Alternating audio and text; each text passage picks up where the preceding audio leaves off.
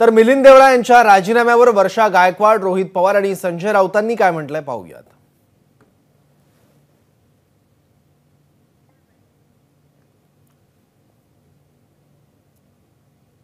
एक परिवार है, हमें साथ में रहना चाहिए और जिस तरह से मुरली भाई के कांग्रेस परिवार के साथ संबंध रहे हैं, दुख और सुख में मुरली भाई कांग्रेस परिवार के साथ रहे हैं।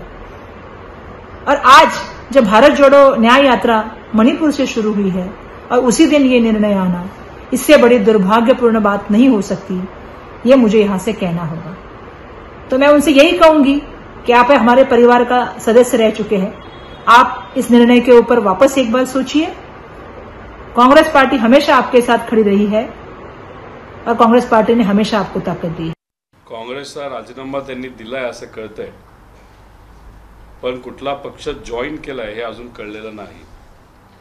पण काही लोक अंदाज बांधत आहेत की कदाचित एकनाथ शिंदे साहेबांच्या गटाला ते गटामध्ये जातील आणि तिथे असणारी लोकसभा ते त्यांच्या पक्षावर ते लढतील। स्वतःचा विचार आणि राजकीय भवितव्याचा विचार करत त्यांनी तो निर्णय घेतला असावा असं मला वाटतं। पण विचार सोडून फक्त एखाद्या पदासाठी जर कोणी जात असेल तर आजच्या काळामध्ये ते योग्य नाही, कारण का आज खऱ्या अर्थाने विचाराला ताकद देण्याची जरूरत आहे। मला काहीच वाटत नाही। मला काय वाटणार, आम्हाला कशा करता काय वाटायला पाहिजे। मुळात असं आहे की हा महाराष्ट्र आहे।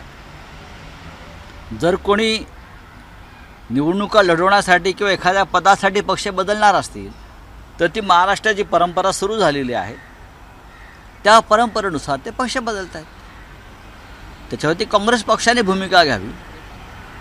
मी कशा करता बोलू, माझ्या पक्षाशी त्याच्याशी काही संबंध नाही आहे। एबीपी माझा, उघडा डोळे बघा नीट।